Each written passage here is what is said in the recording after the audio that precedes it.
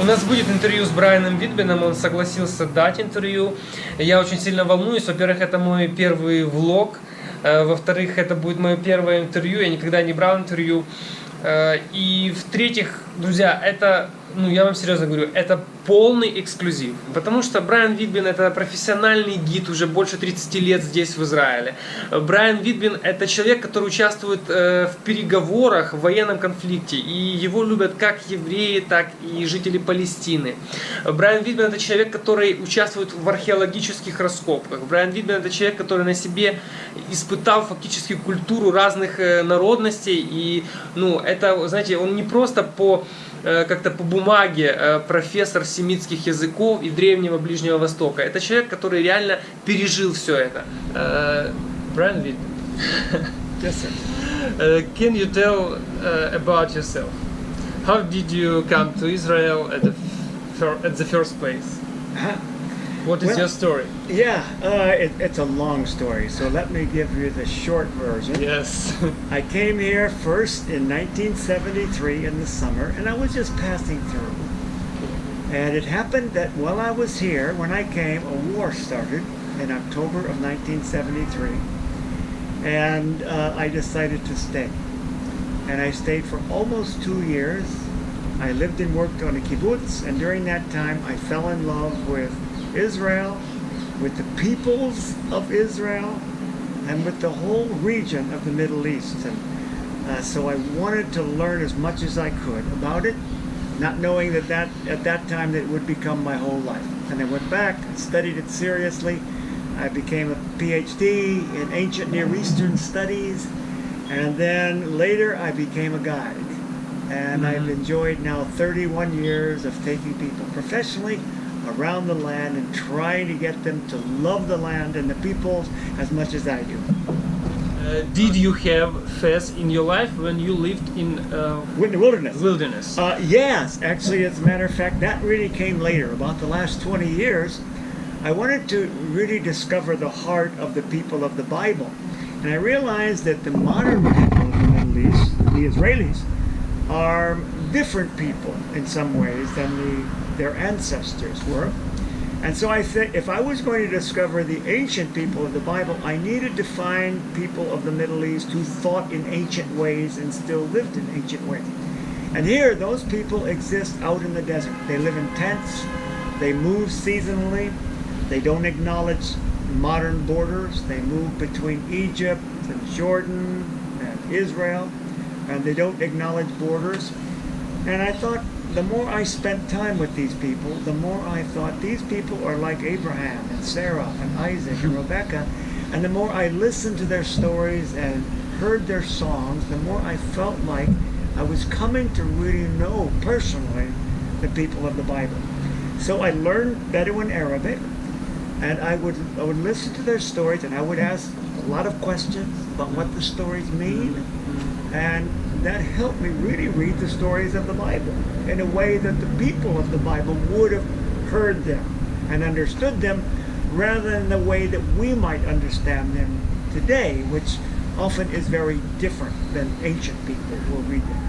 And I feel like my whole scholarship and my work as a scholar changed because of the people of the desert, that I felt in many ways they knew a lot more about the Bible than I did after all of my years of study and degrees and everything else, and it changed my whole life in many ways. So I have a question. What did you eat in there? Eat? Yeah. What did you? Well, in the desert, the people eat two kinds of food in particular. Okay. The kinds of food they eat, of course, they eat bread. They have flat bread. And the bread that they use is without yeast, so it's very flat, but it's moist. And they use it as their knife and fork and spoon. They don't have knife and fork and spoon. They will eat with the bread, and they will go around and they will pick up dates and nuts and raisins, and then they eat the bread is really the meal, and these other things are all just condiments, part of the meal. So that's one part. It's very high carbohydrate diet. They eat meat sometimes, but rarely, because to eat meat they have to kill their goats, and that's what they don't want to do. So the other part of their diet is all kinds of yogurt, dairy products. Really? Yes. They have different kinds of cheese. They have like cream cheese, and then they have hard cheese, and then of course they have yogurt, lots of different kinds of yogurt. And so they have heavy dairy because this is the goat milk that comes from the goat. So those are the main foods, yeah, in the desert. And they're very healthy because they say if you eat more yogurt and you drink olive oil every day, you will be very healthy and you will live many, many years beyond what you would otherwise. And I think they're probably true. It's so interesting information. Я думаю, мы можем взять на заметку себе кое-какие моменты, вот как правильно питаться. Now we have many food in the shops today in our cities, but sometimes this food is not so good for our body. You know. Yes. It's true. And maybe some information from you will be good for us. Okay. Too much sugar. You know? Too much sugar. Too much sugar. No more sugar. Stop. Stop sugar. Eat yogurt. Yeah, yogurt. If you want to live, have yogurt. Okay. So now I know you said about some book that we must read before this trip. Yes. It's really good book, but I not read all book of the. I will read. Okay. So many of our online watchers not read this book about Israel, 3 kind of religions. So please tell us a little bit about conflict between Israel and Palestine. Little bit, if you can. That's like a big ocean. You can't see the other side of that question. But the main thing is different religions, different histories, and different ways of looking at the world. The Israelis are pretty much Western people. Arabs are Eastern people. The Israelis think of their home as their possession. The Arabs think of their home as a place of invitation, as a place of hospitality. So when the Jews made this their homeland, they thought they would always be invited to share it with them. And they were shocked to understand that the Jews didn't have room for it. So that's just one area of misunderstanding, the way that 2 different people look differently at what a home is. So the conflict between these people is mostly by people who don't want to understand each other. Most of the people of this land realize that Arabs are different than Jews, but they really want to understand the way the other people look at things. But a few people on both sides don't want to understand, and they continue to stir up trouble often. So that's why Karen Armstrong's book, Jerusalem, One City, Three Faiths, is really good because it helps us understand some of the history of the conflict between these people and some of the pathways that can lead us to better working relationships with one another. Okay, thank you. One more question. Did you participate in peace negotiation between Israel and Palestine? Yes, I have. Unfortunately, I can't talk a lot about that because it's mostly, we're sworn to keep that private because that really involves secrets that different people have. But I can tell you that we're closer now to understanding one another than ever because our world is a violent world. And if we don't find ways to make peace with one another, we'll be drawn into the violence. And I don't think there are any people in the world today that want violence. They want their children to live a good life and a safe life. And so if they say, I'm just going to do as much violent things as I can, it not only threatens other people, it threatens their people as well. So I think now, more than ever, Israelis and Palestinian Arabs are wanting to understand each other, wanting to come to peace with one another, And because they realize that if they don't, soon the wars that are going on elsewhere, especially in the Middle East region, will spill over into the borders and draw them into it as well. So we're experiencing some real success now, and I feel good about that, because when we meet, we pray together, we eat together, we sing together. Now, it's very difficult to pray with people who don't share the same religious understandings that you do, but we don't care about that. We say, look, we'll all pray to whoever you think God is, but the fact that we pray together joins us together. We're both saying, since we pray, it means that we don't have all the answers, and we need to seek those answers in God. And that in itself has been so successful in terms of knowing each other and being willing to do things for each other and help each other. And that's it. It's not about what you think or what your ideas about peace are. It's what you do for somebody else that allows you to understand them and love them, and they understand and love you as well. So I look forward, hopefully, to many, many years doing that work, because it's a good work. And whether it ever achieves ultimate success, I don't care. I think the work itself is so good, I'm happy in the work, because I feel like I'm doing what Jesus would do if he were here. And that makes me feel like I'm in good company. Thank you very much for your work. I think you have many work in this time, because this is work step by step, and but it's our future. That's right. It's our future, and we must do something like Mishpah. And Mishpah, it's my next question. Oh, okay. So it's different question about Mishpah. So first of my questions is, can we say that Mishpah is a term that Bryan Widbin invited? Well, I don't know that I would say that. It's maybe I'm one of the first to recognize how important Mishpah is in the Bible, and to understand that it's a bigger term than many people have understood it to be. Because Mishpah is really a word that means justice. And when you think of justice, that sounds like a political idea or a social idea, that everybody wants people to be just with them. But Mishpah, while it is translated justice, it really means the shared life, that we all live together. We were all created to share life with one another. None of us can live independent of each other. I can't live without the air. I can't live without food. I can't live without water.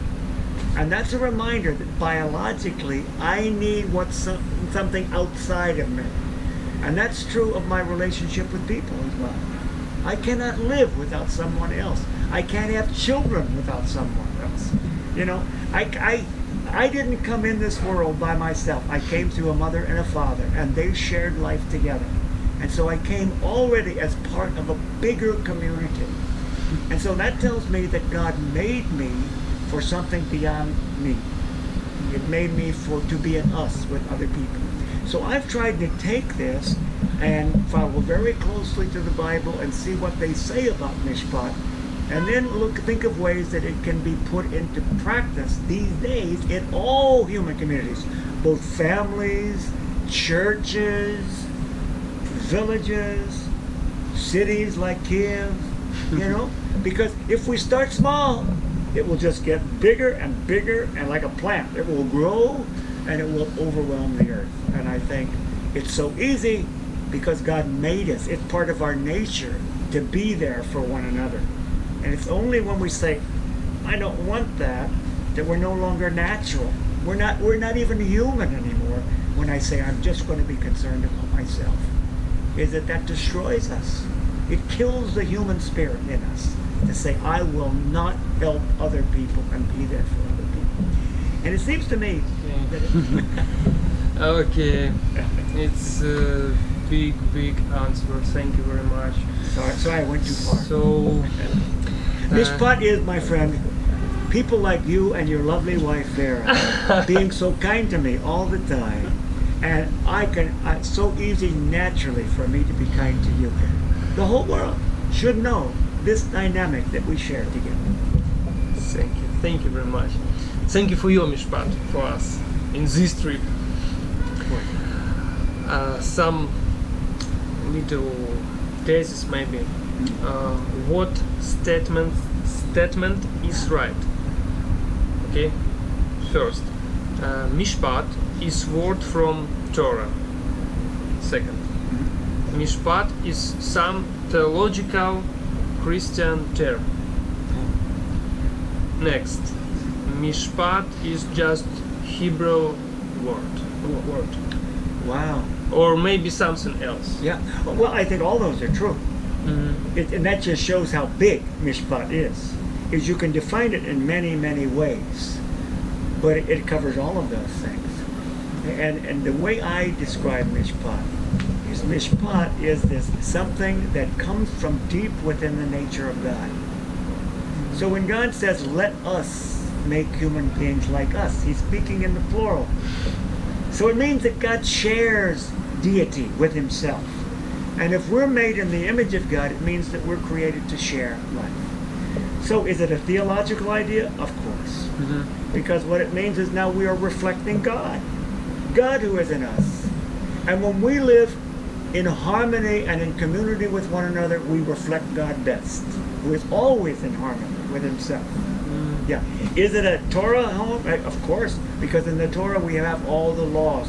And laws were attempts to put into practice in national Israel how we would live out Mishpat in a civil, landed situation.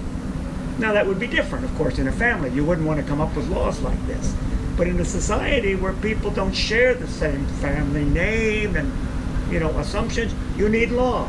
So the rule of law, you see, is a mechanism for living in Mishpat at the societal level. So all of these, Carol, I think are true, But still, for me, the biggest idea of Mishpat is that it's this dynamic power that lies deep within the nature of things that makes the world a living place, a productive place.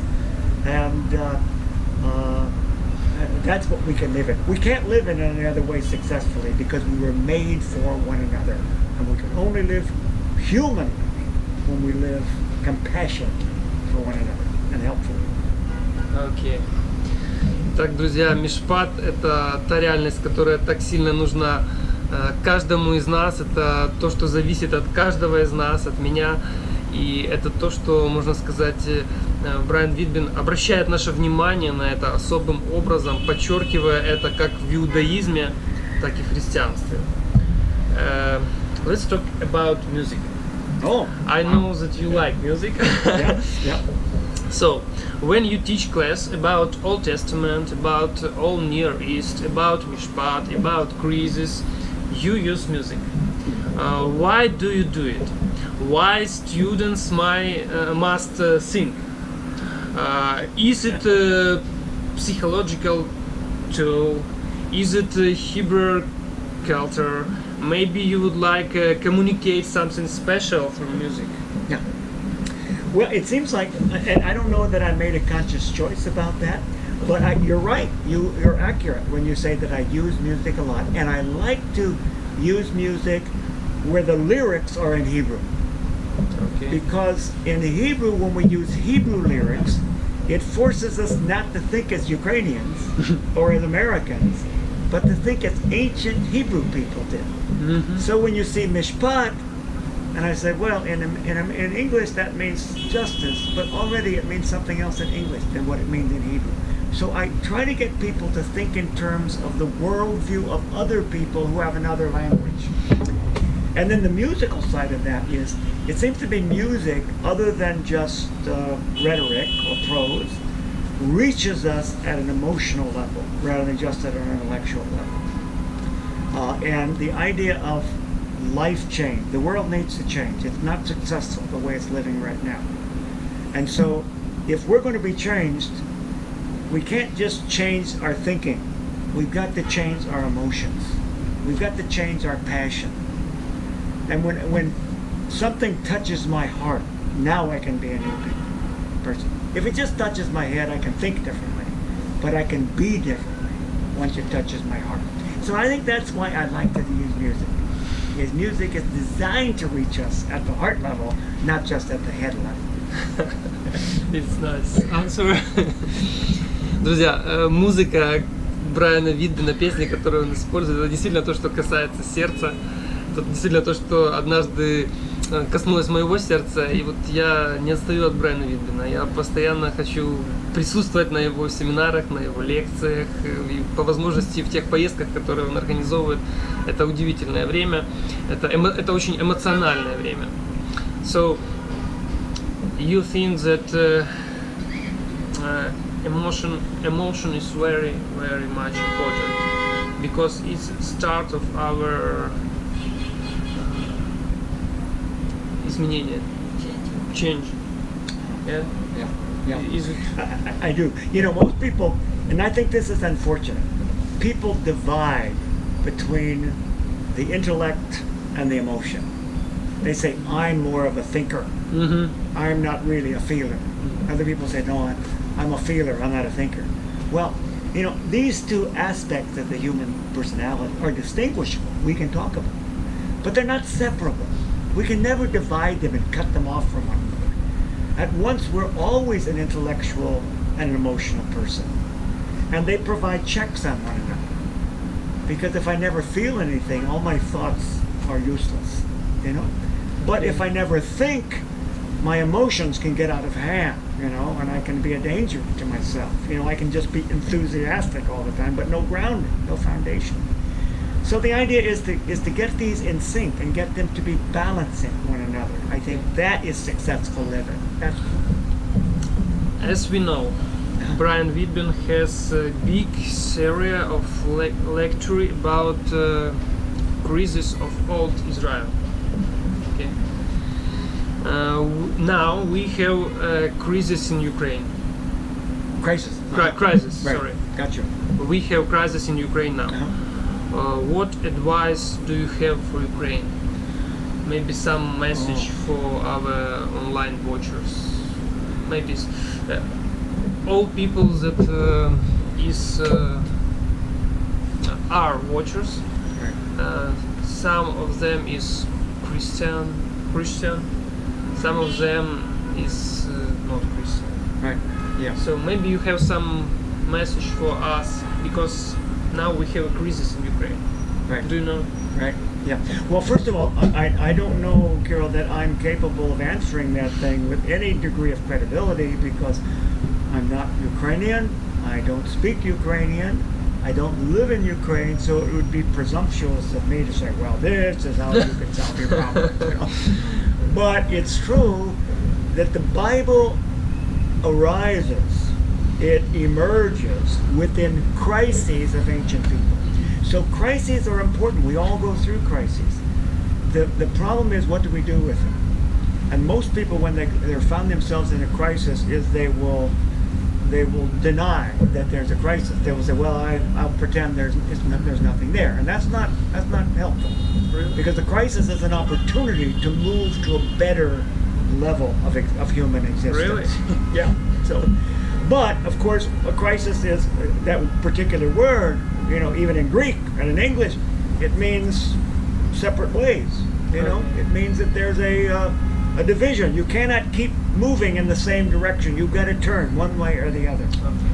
So the question is the direction that you will receive at a time of a crisis. And that's where I think the Bible, whether you believe the Bible or not, the fact that it was written for people who needed to make a decision that was reasonable, helpful, and had some potential to it for people who, if they stayed doing what they were doing, then they would lose their identity. So the Bible gives you some clues about how to make good decisions when you're going through difficulty. And I think that, in general, would be good for the country Ukraine, to really understand how ancient people make helpful decisions and positive decisions when they find themselves in times of difficulty. Okay. Друзья, с нами был Брайан Widbin, это был, честно говоря, полный эксклюзив, и это была лишь частичка тех знаний, тех эмоций, которые мы получили здесь, находясь в Израиле, ходя по древней святой земле, которая является святой как минимум для 3 религий. Вот. И у нас есть над чем думать, у нас есть какие выводы сделать для себя, и мы будем стараться действительно творить тот Мишпат. Вот. Мы будем стараться изменяться. Я думаю, что за этим будущее, за новыми изменениями, за социальными изменениями, за лучшим взаимоотношением.